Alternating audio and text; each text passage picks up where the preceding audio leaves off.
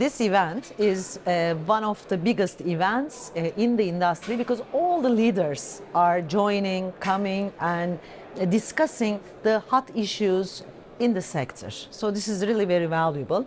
And it's also this year is the 100th years of the Republic of Turkey, and we will be receiving our 100th aircraft. So they all came together.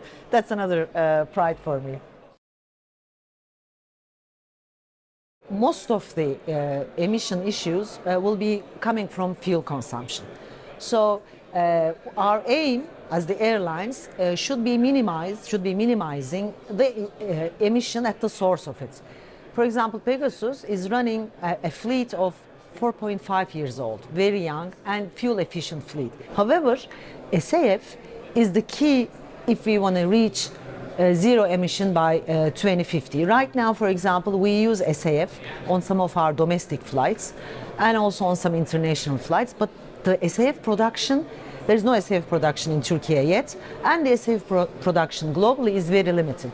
This should be something that all stakeholders, governments, manufacturers, NGOs, airlines, we should all come, producers, all come together and then just establish a roadmap with the mid-term and the long-term targets for the production of SAF.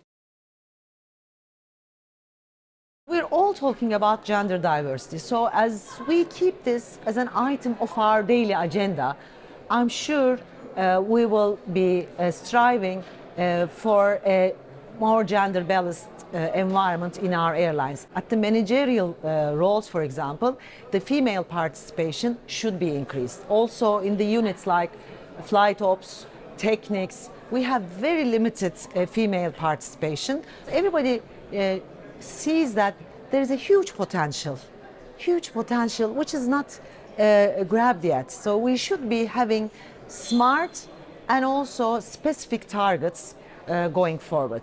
Not talking about this issue, but we should have a roadmap again, like the environment issue for this.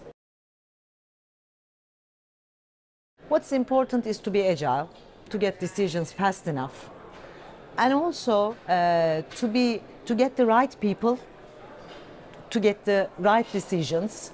This is what we do always when we come across to the crisis. And also, I mean, what we have only thought was to give our support to the area.